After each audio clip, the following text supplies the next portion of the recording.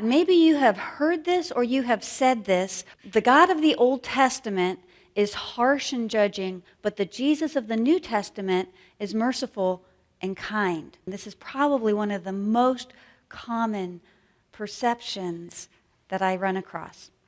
Well, the statement's not true, but it can appear true. And I started wondering, why does that appear to be the case when you read the Old Testament or when you come to the Old Testament? And I believe it is because from the very beginning of Scripture, God revealed something about himself that is unique to him. He revealed it so that it would distinguish him from all the ancient gods and idols. And he also revealed it so that it would distinguish him from all religions. And that characteristic that he revealed is that he is righteous. What's interesting about this word righteous is that it is the same word in the Hebrew as the word for just, bringing justice. So when you think of the phrase, the God of the Old Testament is harsh and judging, do you see the connection there with God's righteousness? Where in Scripture, in the Old Testament, do we see this just God? Or if someone wanted to say this harsh God, the place where it is most clearly revealed is in the law. On Mount Sinai, God's giving the law. And it is at this same time in history that we have this man, Moses, as God's chosen person through whom to give the law to his people at Mount Sinai. What was Moses' occupation? God took Moses from his position as a ruler to become a shepherd, and then when he delivered his people, he put his people under Moses' care to shepherd them. But Moses had already been a shepherd of sheep. So what does that show us about God's view of his people? How does he view his people? As sheep. During the time of Moses, God appoints the priests and the Levites to lead the people with Moses in righteousness. They were to lead the people. Now the priests and the Levites, that's Moses' family. Aaron was the first high priest appointed, and all the priests would come from his family. And then the Levites, that's the tribe that Moses came from, the Levitical tribe. It's Moses and his family were to do what job? Shepherd God's people.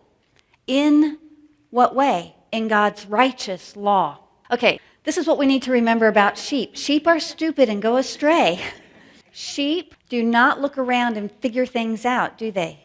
They have to have some shepherd over them to lead and guide them. Sheep will follow. They will follow good shepherds and bad shepherds, and they'll follow other sheep. The fact that God sees his people, redeeming them out of Egypt, and puts someone who has dealt with those kind of sheep for 40 years and puts that person in charge to deal with his people for the next 40 years. Do you see that as harsh and judging? That's a kind, compassionate shepherd to his people.